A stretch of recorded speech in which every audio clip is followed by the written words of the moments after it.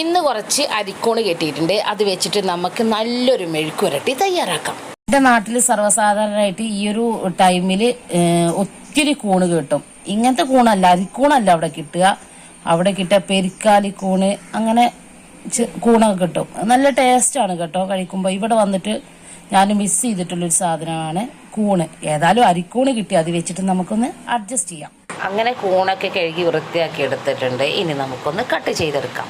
നമുക്ക് കൂൺ മെഴുക്കുരട്ടി തയ്യാറാക്കാം. അതിന് വേണ്ടിയിട്ട് കൂൺ ഇവിടെ അരിഞ്ഞെടുത്ത് വെച്ചിട്ടുണ്ട്. ഇനി നമുക്ക് കൂൺ മെഴുക്കുരട്ടിക്ക് ആവശ്യമായിട്ടുള്ള സാധനങ്ങൾ: സവാള, ഒരു സവാള കൊത്തി എറിഞ്ഞിട്ടുണ്ട്, ചെറുതായി കൊത്തി എറിഞ്ഞിട്ടുണ്ട്. പിന്നെ 2 പച്ചമുളക്. ഇനി നമുക്ക് മെഴുക്കുരട്ടി തയ്യാറാക്കാം. ആദ്യം നമുക്ക് ഒരു ചട്ടി അടുപ്പിൽ വെക്കാം. ഇനി നമുക്ക് ശകലം എണ്ണ ഒഴിച്ചു കൊടുക്കാം. എണ്ണ ചൂടായി വരുമ്പോൾ അതിലോട്ട് നമുക്ക് സവാള, പച്ചമുളക് എന്നിവ ഇട്ട് കൊടുത്ത് നല്ല പോലെ ഒന്ന് വഴറ്റിയെടുക്കാം. അങ്ങനെ എണ്ണ നല്ല പോലെ ചൂടായിട്ട് വന്നിട്ടുണ്ട്. അതിലോട്ട് നമുക്ക്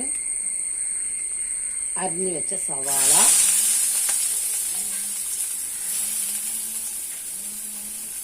പച്ചമുളക് എന്നിവ ഇട്ട് കൊടുക്കാം. ഇതിലോട്ട് നമുക്ക് പാകത്തിന് ഉപ്പ് കൂടെ ചേർത്ത് കൊടുക്കാം. അങ്ങനെ പാകത്തിന് ഉപ്പ് കൂടെ ചേർത്തിട്ടുണ്ട്. എന്നിട്ട് ഇതൊന്ന് വഴണ്ടി വരട്ടെ. അതുവരെ നമുക്കൊന്ന് വെയിറ്റ് ചെയ്യാം. എനിക്ക് ഭയങ്കര ഇഷ്ടമാണ് കൂണ്. ഇവിടെ നേരത്തെ ഒരു പ്രാവശ്യം ഞങ്ങൾക്ക് കൂണ് കൊണ്ട് തോരൻ വെച്ചിട്ടുണ്ട്. അപ്പൊ ഇന്ന് കരുതി നമുക്ക് മെഴുക്കുരട്ടി ചെയ്യാന്ന്. പക്ഷെ എന്റെ നാട്ടില് കൂണ് വെച്ചിട്ട് മെഴുക്കുരട്ടിയും തോരനും അല്ല ഉണ്ടാക്കുക. നല്ല പൊടികളൊക്കെ ഇട്ട്, മല്ലിപ്പൊടി, മുളക് പൊടി, മഞ്ഞൾപ്പൊടി ഇങ്ങനെയൊക്കെ ഇട്ടിട്ട് നല്ല വരട്ടിയെടുക്കായിരിക്കും. നല്ല ടേസ്റ്റ് ആട്ടോ കൂണിന്. ഒരു ഇറച്ചിന്റെ ഒരു ടേസ്റ്റ് കിട്ടും ആ ഒരു കറിക്ക്. എനിക്ക് ഭയങ്കര ഇഷ്ടമാണ്. ഇവിടെ വന്നിട്ട് എനിക്ക് മിസ്സായിട്ടുള്ള ഒന്നാണ്, ഫുഡുകൾ മിസ്സായിട്ടുള്ള ഒന്നാണ് കൂണ്. ഈ ഒരു കർക്കിടക മാസത്തിൽ എന്റെ നാട്ടില് ഒത്തിരി കൂണ് കിട്ടും. ഇതുപോലെ ഒരു 5-8 ഒന്നല്ല, ഒത്തിരി കിട്ടും. നല്ല വലിയ സൈസ് കൂണുകൾ തന്നെ കിട്ടും. അപ്പൊ ഞാനിങ്ങനെ പറഞ്ഞപ്പോ അമ്മാന്റെ അടുത്ത് പറഞ്ഞപ്പോ അമ്മ നീ എവിടുന്നോ കുറച്ച് കൂണ് കൊണ്ടു തന്ന്. അപ്പൊ ഞാൻ കരുതുന്ന അതുകൊണ്ടെന്നാ മെഴുക്കുരട്ടി ഉണ്ടാക്കാന്ന്. അപ്പോഴേക്ക് സവാള നല്ല പോലെ വഴഞ്ഞിട്ട് വന്നിട്ടുണ്ട്. ഇനി അതിലോട്ട് നമുക്ക് 2 തണ്ട് കറിവേപ്പില ഇട്ട് കൊടുക്കാം. അങ്ങനെ 2 തണ്ട് കറിവേപ്പില ഇട്ട് കൊടുത്ത് പിന്നെ നമ്മൾ അരിഞ്ഞു വെച്ചിട്ടുള്ള കൂണില്ലേ, കൂണിന്റെ കഷ്ണം നമുക്ക് ഇതിലോട്ട് ഇട്ട് കൊടുക്കാം. എന്നിട്ടൊന്നിങ്ങനെ ഇളക്കി കൊടുക്കാം. ഇതിലോട്ട് നമുക്കിനി പൊടികൾ ചേർക്കണം കേട്ടോ. ഇതിലോട്ട് നമുക്കൊരു സ്വല്പം മഞ്ഞൾപ്പൊടി ചേർക്കാം.